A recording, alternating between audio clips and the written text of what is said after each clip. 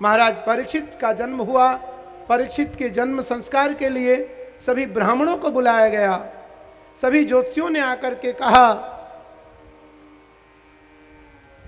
जब इनकी कुंडली बनाई गई तो अनेकानेक फलादेश हुए। कम समय में दिग्विजयी होंगे, धर्म सम्राट होंगे, परंपरा के रक्षक होंगे, नीति परंपरा और मौलिक सिद्धांतों के जड़ होंगे, परंपरा की उपासना में अपनी ख्याति को स्थापित करेंगे, गौ ब्राह्मण साधु संत सज्जनों की रक्षा के लिए स्वयं को अर्पित कर देंगे।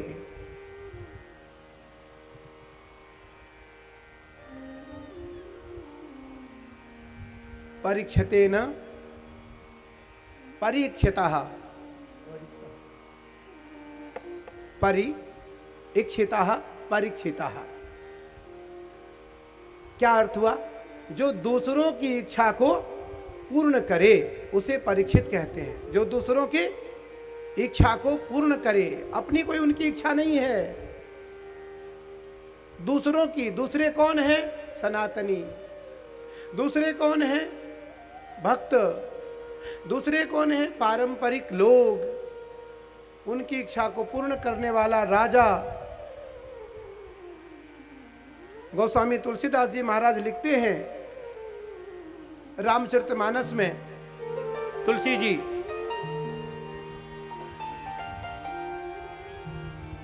कि जाके राज प्रिय प्रजा दुखारी, जाके राज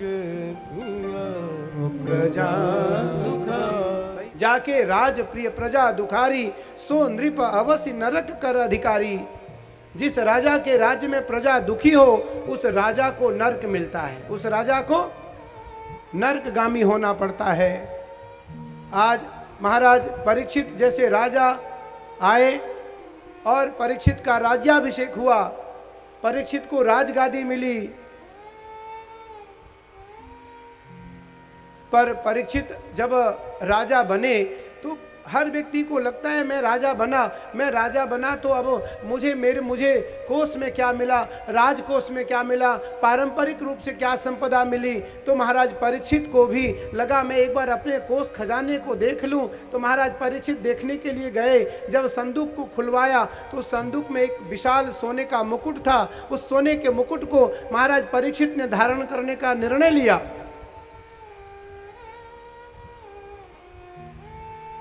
महाराज परीक्षित उस मुकुट को धारण करते उससे पहले एक अपशकुन हुआ। क्या अपशकुन हुआ? उनके दाएं से बाएं एक बिल्ली ने रास्ता काटी, पर महाराज संकोच बस उस मुकुट को रख नहीं पाए। उस मुकुट को महाराज परीक्षित ने धारण कर लिया। इसलिए कहा गया है कि अगर सोना कोई दे, ब्राह्मणों को छोड़कर, ब्राह्मण को कोई दे तो खूब लें, सन्यासी को सोना दान नहीं लेना चाहिए, महात्मा सोना न ले। अरे जितने महात्मा बैठे हो कह रहे मेरा नुकसान होगा, कभी इनको कोई दे रहा हो तो इनका नुकसान होगा। स्वर्ण में अपवित्र व्यक्ति के द्वारा यदि स्वर्ण दान किया जा रहा है तो उस स्वर्ण में कलयुग है। स्वर्ण में क्या है? महाराज परीक्षित ने उस मुकुट को धारण किया और महाराज जरासंध का मुकुट था, वह जरासंध का मुकुट महाराज परीक्षित ने धारण किया और महाराज परीक्षित को शिकार करने की इच्छा जग गई।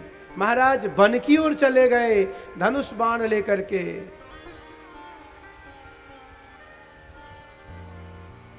महाराज आहट करते करते जंगल में इतने थक चुके थे, महाराज को अत्यंत प्यास और भूख लगी। महाराज एक जगह पर बैठ गए और एक आश्रम था, आश्रम के बगल में एक सन्यासी साधनारत था। देखो, जब कोई साधना कर रहा हो, भोजन कर रहा हो और विश्राम कर रहा हो तो सामान्य से सामान्य आदमी को भी न छेड़ा जाए, उसे न परेशान किया जाए, उसे ना तंग किया जाए, ना उसको बुलाया जाए। पर महाराज परीक्षित को प्यास लगी थी। महाराज ने कहा वारम देही, मुझे जल दो, मुझे जल दो, जल दो। लेकिन महाराज साधना में थे।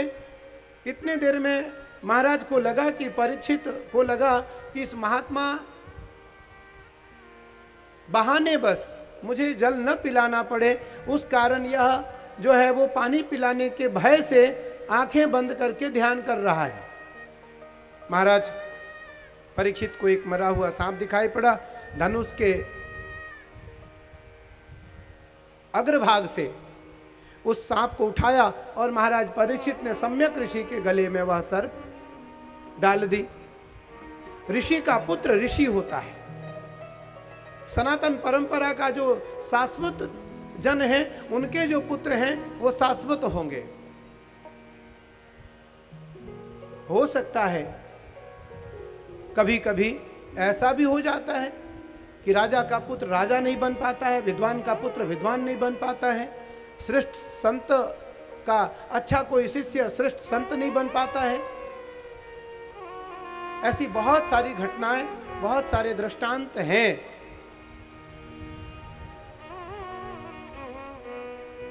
महाराज परीक्षित के द्वारा यह दुष्कर्म होने के कारण महाराज परीक्षित को दंड मिलना तय था। सम्यक ऋषि का पुत्र श्रृंगी भगवान सूर्य की उपासना कर रहा था। उनको किसी ने जाकर के कहा महाराज महाराज महाराज, आपके पिता के गले में मृतक सर्प को किसी राजा ने डाल दिया है। श्रृंगी बिना विचारे हाथ में जल लेकर के और श्राप देता है कि जिस किसी राजा के द्वारा ऐसा कुकृत्य किया गया, उस राजा को आज के 7वें दिन तक्षक के द्वारा उसकी मृत्यु हो। आपको पता था महाराज दिग्विजयी थे। महाराज परीक्षित दिग्विजयी का अर्थ एक दिन का दृष्टांत है वाल्मीकि रामायण का, क्योंकि समय तो मैं किसी दृष्टांत को यहाँ अन्यत्र नहीं लाना चाहता, पर वाल्मीकि रामायण की दृष्टांत है कि भगवान राम यज्ञ करके इतने गरीब हो चुके थे कि भगवान राम के पास वैदेही अर्थात जानकी की मंगलसूत्र के सिवा और कुछ बचा नहीं था। एक सन्यासी आया और भगवान राम से आकर के कहा कि भगवान मुझे कुछ भिक्षा चाहिए यज्ञ के लिए। भगवान राम ने कहा वैदेही च महाभागा सौमंगल्यावशेषिता। हे महाभाग, हे महापुरुष, आपको मेरे पास सीता के मंगलसूत्र के देने के अलावा, मंगलसूत्र को देने के अलावा और मेरे पास कुछ बचा नहीं है। वैदेही च महाभागा सौमंगल्यावशेषिता, मेरे पास और कुछ बचा नहीं है। लेकिन राम इतने गरीब होने के बाद भी राम ने कभी अपनी मर्यादा नहीं छोड़ी, राम ने कभी अपनी परंपरा नहीं छोड़ी, राम ने कभी अपनी निष्ठा का त्याग नहीं किया, राम ने कभी सत्य सनातन धर्म का त्याग नहीं किया, राम कभी आतताई नहीं बने, राम कभी किसी और को मारने के लिए, उसके राज्य को लेने के लिए राम कभी अग्रसर नहीं हुए। इसलिए वो मर्यादा पुरुषोत्तम राम हुए।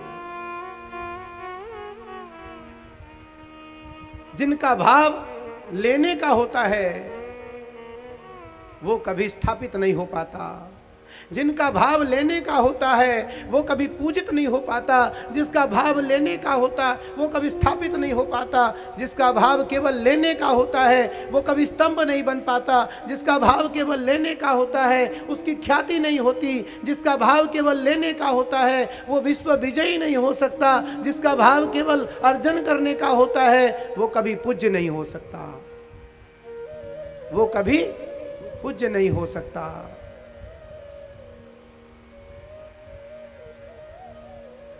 एक दिन का दृष्टांत है, मैं सुना देता हूं, बहुत अच्छा दृष्टांत है एक महात्मा का। छत्रपति शिवाजी के गुरु स्वामी समर्थ रामदास, स्वामी समर्थ रामदास जी 1400 हनुमान मंदिर की स्थापना महाराष्ट्र में करते हैं। कितने मंदिर? 1400। अच्छा, 1400 ही क्यों किया? राम को 14 वर्ष का वनवास ही क्यों मिला? मन 14 ही क्यों है, 15 क्यों नहीं है?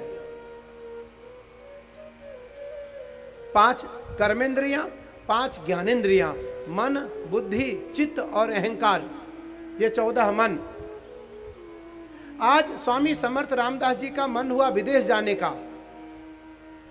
किसी ने टिकट करा दिया, किसी ने वीजा लगवा दिया, किसी ने पासपोर्ट बनवा दिया, वो लंदन चले गए। फ्लाइट पे बैठे, जहाज पे बैठ करके लंदन गए। लंदन में जहाज लैंडिंग हुई, जहाज लैंड किया, जहाज से सब यात्री उतरने लगे। महाराज बैठे हुए थे। महाराज से एक विदेशी ने पूछा, महाराज आप उतरोगे नहीं? आपका कोई बैग लगेज और आपका कोई लंदन में आदमी नहीं है, किसके यहां जाएंगे आप? किसके यहां रुकेंगे? कौन है? महाराज उठे और उस विदेशी के कंधे पे महाराज ने हाथ रखा। महाराज ने कहा, तुम्हारे सिवा यहां मेरा कोई नहीं है, तुम्हारे सिवा यहां मेरा। आप उस महात्मा का आत्मबल देखो, जो पहली बार महाराज से पूछता है कि महाराज आप चलो, नीचे नहीं उतरोगे, आपका यहाँ कोई है या नहीं है? महाराज कहते हैं, तुम्हारे सिवा मेरा कोई नहीं है। तो इसलिए वसुधैव कुटुंबकम, पूरी वसुंधरा राम की है, पूरी वसुंधरा सन्यासियों, साधुओं की, सज्जनों की है, पूरी वसुंधरा वेदवादी ब्राह्मणों की है, पूरी वसुंधरा वेद न्यायिक दार्शनिक लोगों की है।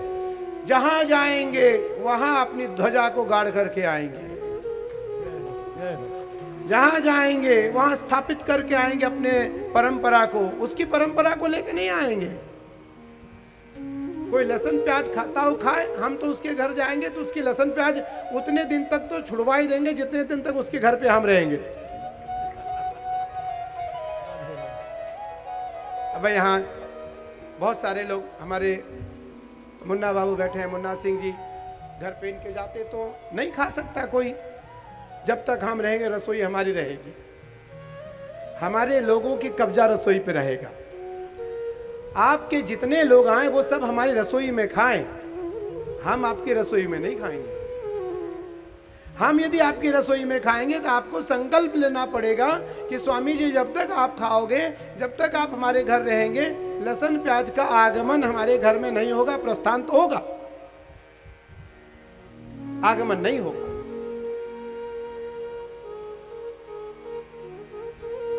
तो धर्म समूढ़ चेता, जो चेतनावान धर्म वाले पुरुष हैं। मेरी आवाज तो सही जा रही है? पूछना इसलिए जरूरी है क्योंकि आयोजकों को मना करके रखना पड़ेगा।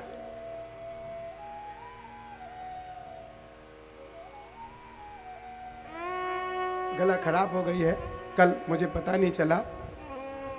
देखो साधु हैं हम लोग, हम कोई कथाकार तो है नहीं, हम तो साधु हैं, साधक हैं, महादेव की और भगवती की साधना करते हैं। बरेली वालों की इच्छा हुई और मैं कथा के लिए यहाँ आ गया। महादेव की कृपा हुई, महादेव ने कहा बरेली चलो, बरेली से तुम्हारा जीवन शुरू हुआ है, पूरी दुनिया को सुनाते रहते हो, कुछ बरेली वासियों को भी सुना करके आ जाओ। महादेव के शरण में आ गए। हमारी तो कथा महादेव की चर्चा है, हमारी तो कथा भगवत चर्चा है। हमारी तो जो हमारा जो जीवन है वो परमात्मा के प्रति समर्पण है, परमात्मा के प्रति समर्पित भाव है।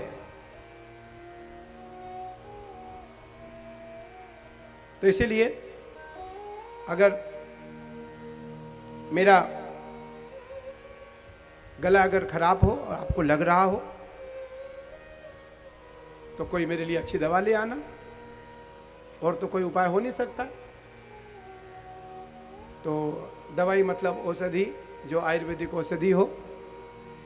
तो वैसे तो हमने अपने पास रखा है, हमारी मिश्री हमको प्रिय है, इलायची है और लवंग है। पर कथा करें या मिश्री और लौंग खाएं, कथा करें, कथा के बाद फुर्सत मिले तो खा लेंगे, कोई बात नहीं। हाँ, एक समस्या आएगी, जो गा सकते थे वो गा नहीं सकते। महाराज परीक्षित दिग्विजयी हुए। उस दिग्विजयी के दौरान महाराज परीक्षित, आपको पता ही है, ज्ञान ही है कि कलयुग का आगमन, द्वापर का प्रस्थान, कलयुग का आगमन, द्वापर का प्रस्थान, धर्म अर्थ काम और मोक्ष। इस कलयुग में तो केवल दान और नाम, दो चीज का महत्व है। कलयुग केवल नाम आधारा, सुमरि सुमरि नर उतरहि पार। कलयुग केवल नाम आधारा, कलयुग केवल नाम आधारा, सुमिर सुमिर नर उतरहि पारा, सुमिर सुमिर नर उतरहि पारा। सुमति तो संपत्ति